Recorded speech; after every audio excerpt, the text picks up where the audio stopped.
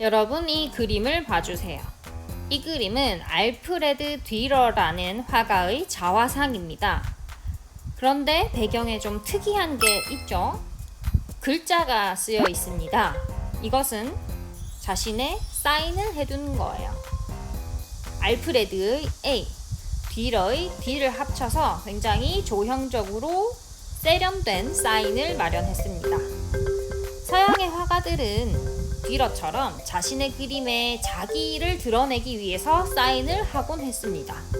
여러분이 알고 있는 피카소의 사인도 보이고요. 꽤 유명한 마그리트나 마티스 등의 화가들의 사인도 보입니다.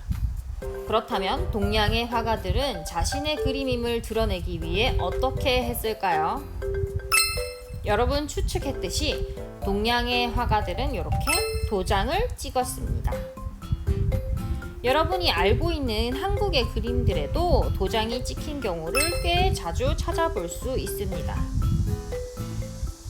이 그림은 그림체로만 봐도 알겠죠? 김홍도의 작품이라는 것을. 김홍도도 이렇게 도장을 찍어서 자신이 그림임을 드러내곤 했었습니다. 선생님이 도장 이야기를 한 이유가 있겠죠? 2학기 첫 수업으로 우리는 도장을 직접 파볼 거예요. 여러분만의 감성이 담긴 도장을 만들어 볼 텐데 이 페이지의 제목이 도장이라고 되어 있지 않고 전각이라고 되어 있죠. 이 전각이라는 것은 쉽게 말하면 동양 전통 예술로서의 도장을 의미합니다. 오늘은 이 동양 전통 예술로서의 도장인 전각에 대해서 그 종류와 기법에 대해 알아볼 거예요. 그리고 전각의 가장 대표적인 종류인 성명인이라는 걸 제작해 보도록 하겠습니다. 이 과정을 통해서 동양의 전통 예술인 전각의 가치를 알고 여러분이 전통 예술을 아끼는 마음을 가지게 되길 바랍니다. 그렇다면 가장 먼저 전각이 뭔지 자세히 배워보도록 할게요. 전각이란 사전적 의미에서는 나무, 돌 등의 글씨나 그림을 새겨넣은 예술로서의 도장을 의미합니다. 이 전각은 서예, 글자를 쓰는 서예와 서각, 글자를 파는 서각이 어우러진 독보적인 예술의 장르예요. 그렇다면 이 전각, 도대체 왜 찍고 어디에 찍을까요? 왜 찍는지는 아까 했죠? 내 그림임을 드러내기 위해 사인 대신 찍는 거라고 생각하면 됩니다. 그렇다면 어디에 찍는지 한번 살펴보겠습니다. 자, 앞에 보이는 그림은 선생님이 굉장히 좋아하는 중국의 팔대산인이라는 화가의 그림이에요. 이 화가가 지금 물고기를 하나를 그려놨죠. 미완성 같아 보이는데 이게 완성작이에요. 여러분이 이 화가라면 어디에 도장을 찍었을까요? 선생님이라면 그림의 구석탱이 어딘가에 전각을 찍었을 것 같습니다. 아마 물고기 머리나 물고기 배 밑에 꼬리 뒤에 이런데 전각을 찍는 센스 없는 화가는 없을 것 같아요. 이 화가 같은 경우에는 왼쪽 상단에 글을 쓰고 전각을 찍고 오른쪽 하단에 전각을 찍었죠. 이 글과 전각을 찍음으로써 굉장히 텅텅 비어 보이던 화면이 여백의 위로 완성이 되는 것 같이 보입니다. 다음 그림입니다. 똑같은 화가 팔대산인의 그림이에요. 이제 전각을 어디에 찍으시겠어요? 이 화가는 오른쪽 상단에 글자를 쓰고 도장을 찍었어요. 선생님이라도 가장 공간이 많이 비어있는 이쪽에 글을 쓰고 도장을 찍었을 것 같은데 다만 전각의 크기가 너무 큰 것 같아서 아쉽고 전각이 글자 바로 밑에 찍혔으면 어땠을까 하는 선생님 개인적인 생각입니다. 이렇게 전각은 화가들이 자신의 작품임을 드러내는 사인이자 전각을 찍음으로써 예술작품이 완성되는 예술작품 그 자체라고 볼 수 있어요. 특히나 이렇게 먹으로만 그린 수묵화에 빨간 도장이 찍힘으로써 조형적으로 굉장히 아름다움, 색깔적인 아름다움이 느껴지기도 합니다. 다음으로 전각의 종류에 대해 배워보겠습니다. 생각보다 도장의 종류가 굉장히 많죠? 첫 번째 묶음은 도장에 무엇을 새기느냐에 따른 종류고요. 두 번째는 이 전각을 어떤 목적으로 찍었느냐에 따른 분류입니다. 첫 번째 인장부터 한번 볼게요. 인장이라는 것은 성명이나 아호를 새긴 정각을 의미해요. 평범한 도장 생각하면 됩니다. 근데 이게 또 두 가지 종류네요. 말 그대로 장정윤 이름을 새긴 정각은 성명인이라고 하고요. 옛날 사람들은 또 다른 이름인 호가 있었죠. 이 호를 새긴 인장 정각은 아호인이라고 합니다.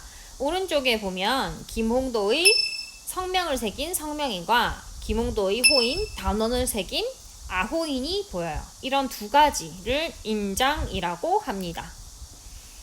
다음으로 정각에는 이름만 새긴 게 아니었어요. 문장을 새기기도 하고 그림을 새기기도 했습니다. 이렇게 동물의 모양을 어떤 그림을 새긴 정각을 초형인이라고 합니다. 다음으로 자신이 가지고 있는 작품에 내 작품이다 라는 의미로 찍는 정각이 있었어요. 그건 수장인이라고 해요. 또 자기가 가지고 있는 것도 아니고 자기가 그냥 한번 감상했다는 이유만으로 도장을 찍기도 했습니다. 그것은 감상인이라고 하는데요. 여러분이 이제 이런 문화가 익숙하지 않을 것 같은데 다음 그림을 보면서 설명을 드릴게요. 자, 왼쪽 그림 한번 봐주세요. 조선 말기에 굉장히 이제 권세를 누렸던 추사 김정희라는 작가의 부작란도입니다. 이 사람은 북학파의 대가인데 조선 말기에 굉장히 높은 관지에까지 올라갔었어요. 옛날에 문인들이 인격 수양의 수단으로 난이라든지 대나무라든지 이런 사군자를 종종 그렸거든요. 그리고 이제 글자도 이렇게 막 써놨죠. 근데 이 그림에 도장이 너무 많지 않아요? 이게 다 김정희 선생의 도장일까요? 아니죠. 바로 방금 배운 수장인이나 감상인이 있는 거예요. 잘 나가는 문인이 그리다 보니 너도 나도 막 보고 막 멋있다고 하고 막 도장 찍고 그랬던 겁니다. 다음으로 이 그림은 중국 그림인데 전각이 너무 많이 찍혀서 그림을 조금 망치고 있는 것 같아요. 이렇게 그림에 도장이 너무 많은 경우에 이 그림을 그린 사람이 굉장히 유명한 사람이거나 권세를 누렸던 사람이라고 추측하면 대부분 맞습니다. 그렇다고 권세를 가진 사람이 그린 그림에 도장이 무조건 많은 것만은 아니에요. 이 그림은 흥선대원군 이하응의 그림입니다.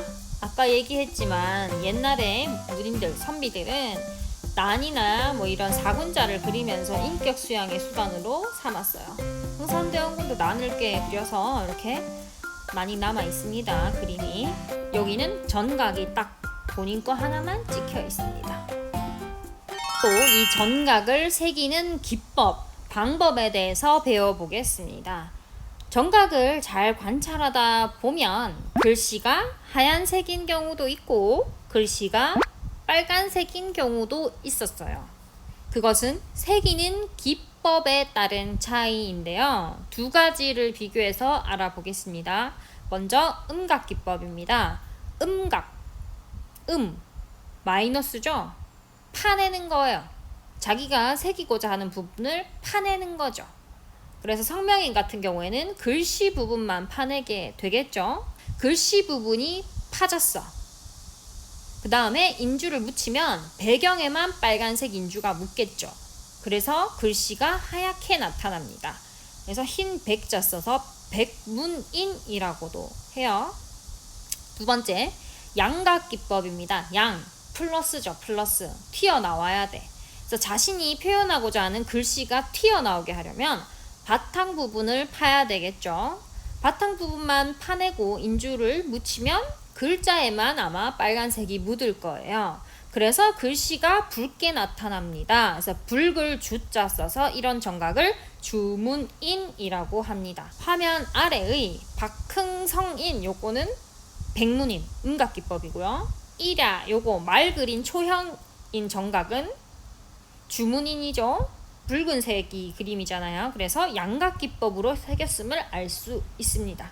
통설 같은 경우에는 양각 위주로 되었는데 음각이 조금 같이 사용된 복잡한 형태의 정각이라고 생각하면 됩니다. 설은향이라는 전각은 음각기법일까요? 양각기법일까요? 네, 글자를 파냈으니까 글자가 흰색이죠. 음각기법입니다. 반대로 해송이라는 성명인은 양각기법이죠. 옛날에는 이 성명인을 팔 때 법칙이 하나 있었거든요. 왼쪽에 이것은 김홍도인이라고 적힌 성명인입니다. 음각으로 봤죠. 이 김홍도의 인장들처럼 성명인은 음각으로 파고 아호인은 양각으로 파는 게 원칙이었어요. 자, 이 전각 한번 보겠습니까? 여러분이 모두 알 법한 사람의 전각입니다. 누구 걸까요? 한번 읽어보세요. 선생님 거예요. 그래서 장정윤인이라고 적혀있는 왼쪽이 성명인이고요. 음각으로 파져 있죠. 선생님도 호가 있습니다. 도연이라는 선생님의 아호인입니다. 아호인은 양각으로 파져 있습니다. 자, 여러분도 이 정각 중에서도 성명인을 제작해 볼 텐데 제작 순서는 다음과 같습니다. 가장 먼저 도장의 원고인 인고를 제작해야 합니다. 이 도장의 원고를 바로 그대로 옮기는 것이 아니고 꼭 좌우를 뒤집어서 인재라는 재료, 도장의 재료에 옮겨야 됩니다. 그 다음에 조각도로 파내고 인주로 찍어내는 거예요. 다시 정각을 제작하기 위해서는 인고, 도장의 원고를 제작하셔야 되고요. 이걸 인재라는 정각의 기본 재료에 반대로 뒤집어서 옮깁니다. 그 다음에 정각도로 파내고 인주로 찍어내면 완성이에요. 뒤에 세 가지는 선생님이 주문을 요청한 상태입니다. 여러분은 인고만 가져오시면 돼요. 그래서 오늘의 활동은 바로 이 도장, 전각의 원고인 인고를 제작하는 것인데 두 가지 고민해서 제작하셔야 됩니다. 자신의 이름, 글자를 어떻게 구성할 것인가? 다음, 음각 기법으로 할 것인가, 양각 기법으로 할 것인가를 생각해서 하셔야 돼요. 요 평가 기준은 글자를 어떻게 구성했는지, 디자인했는지를 볼 거고요. 글자를 얼마나 잘 조합했는지를 한번 보도록 하겠습니다. 여기서 갑자기 팁! 음각 기법이 쉬울까요? 양각 기법이 쉬울까요? 당연히 음각 기법이 비교적 수월하겠죠. 글자만 파면 되니까. 설은향 저런 식으로 하셔도 되는데 또 팁을 드리자면 너무 곡선적으로 하면 파기가 조금 힘들어요. 그리고 또 해송처럼 테두리를 할지 말지도 고민해 보시고 송설처럼 이미지를 살짝 넣을지 말지도 한번 고민해 보세요. 선생님이 전각의 원고인 인고를 몇 가지 제작해 봤습니다. 첫 번째는 가장 전통적인 방식이에요. 장, 정, 윤, 인 요 순서로 글자를 새긴 거고요. 테두리도 이렇게 디자인을 했습니다. 장, 정, 윤, 인 이렇게 하는 것도 전통적인 방법입니다.